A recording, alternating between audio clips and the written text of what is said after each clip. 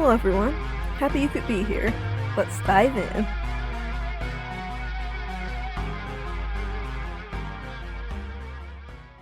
Sit at My Grave, Season 3, Ego's Death, Chapter 34. Arden, before dinner, let me show you the fields. Axley spoke at the door with a firm knock. Arden drug himself off the bed, falling after Axley, not bothering to return the smile he gave him. He had no right to be so bitter. At least he was getting somewhere. That stupid attitude of his was what got him in trouble in the first place.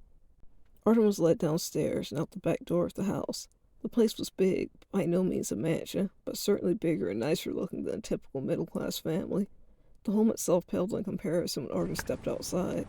The stone path led past a huge archway, showing off acres of gorgeous farmland. Some of the things growing there he didn't even recognize. There was plenty of untilled land too, along with things waiting to be harvested. Axley walked down the path with Arden, showing off the place.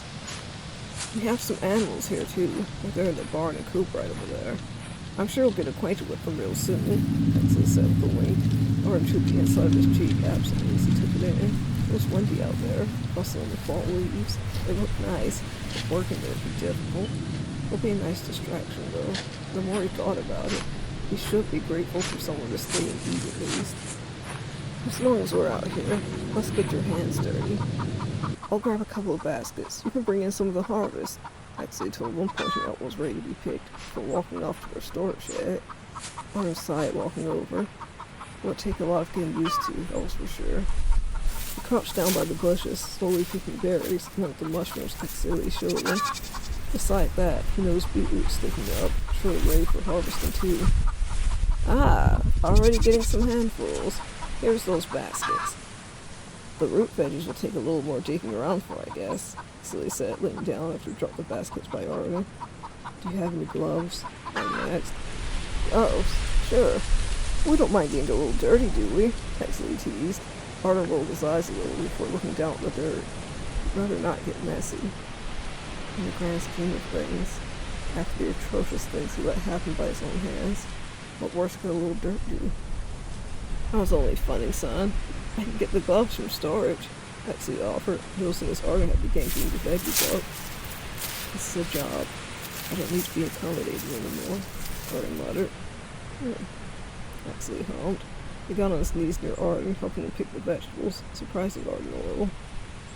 This is a small job for you, but this is one of the ways my family lives. A man's got to take care of his family, Axley told him as he continued working. Arden nodded, listening to him. I think even if I hired thousands of farmhands, I'd still want to work out here. I think contributing gives everyone a sense of self, Axley finished off. Arden frowned a bit. He remembered weakly trying to contribute to his own family. The further he went on, the more he learned about his family. He couldn't help but feel more guilt weigh on him, thinking how fast he gave up. But it was on Reed's shoulders. It seemed so much easier. His problems back then were starting to feel more and more trivial. It was getting dark by the time Arden and Axley got done picking food. They lingered out longer, giving everything a rinse in some large basins outside before laying them out to dry. He was told he could bring those baskets full inside for them to properly wash and eat, while the other wheelbarrows full they just picked were meant to be packaged up tomorrow. Arden was tired walking through that door into the house. If just picking and cleaning was that rough, he was already not looking forward to future work.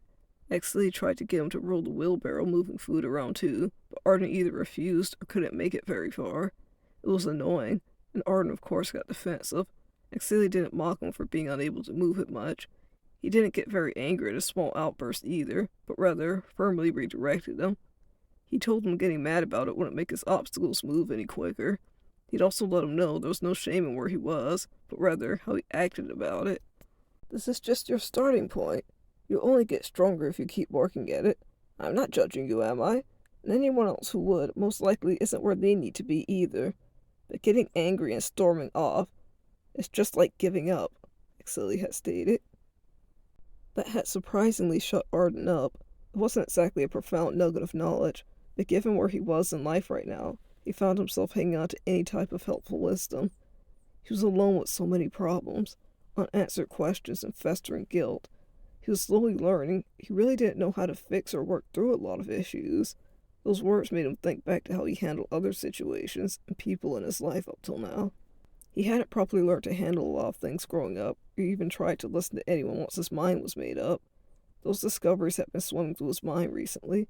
There was no excuse for what he did to Reed or anyone else trying to help him, but he had to acknowledge the past to even hope for a better future. "We got a good haul, my love," Exley announced, walking in before Arden. He kept the door open for him as his hands were both full of the baskets of crops.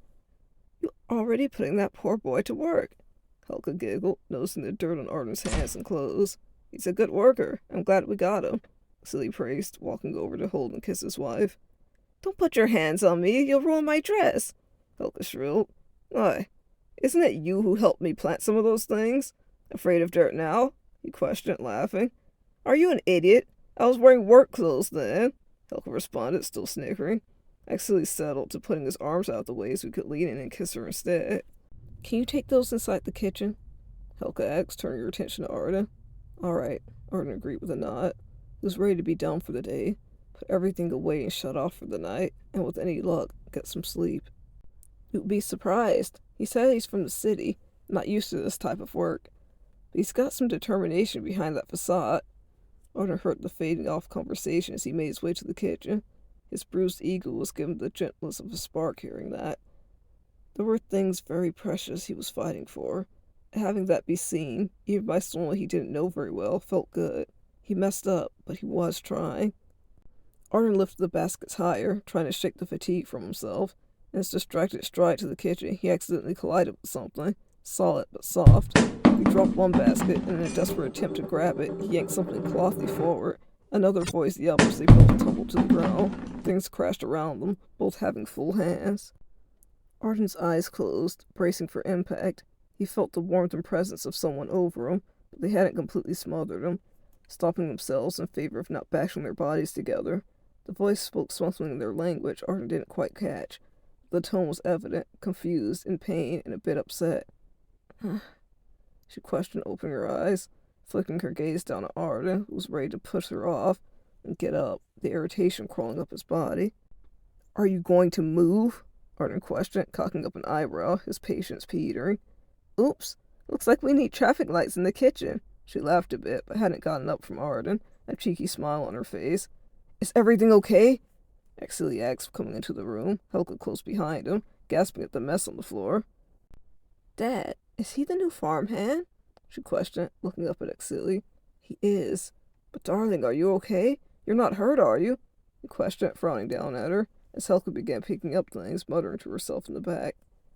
"Can we keep this one?" she teasingly pleaded before her eyes met Arden's again, who was looking more agitated by the second, a little shock appearing in his eyes as the girl above him maintained eye contact.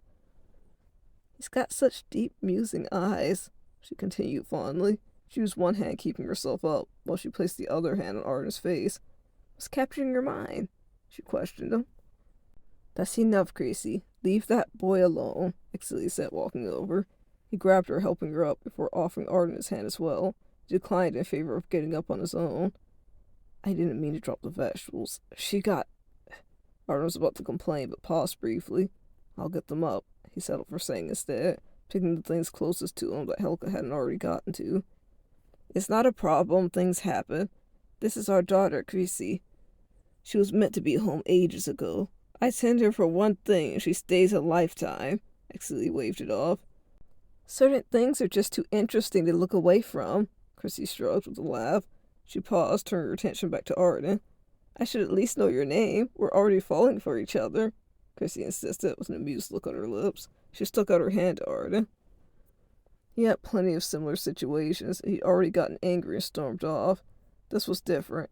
He was there on important business, and getting kicked out of the house for his own pride would nullify all the things he promised to do better on, so reluctantly, he shook her hand.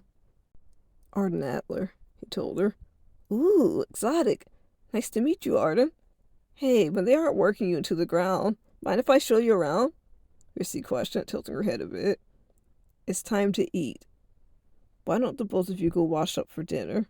Exley suggested, nudging them both forward to the stairs. "I'll pick your brain later, I guess." "Welcome to Rayoma," Chrissy said with a wink, before she ran upstairs. "Careful!" Helga called after her daughter, before shaking her head. Ah, my darling, Exley muttered before leaving back with Helga, going to see about dinner. Arden stood there for a moment. He sighed before going upstairs too. He had all night to be lost in thought. He just needed to treat what he was doing right now as a mini task before he got to the bigger picture. Stay focused. The simple demand scratched through his brain as he climbed the stairs.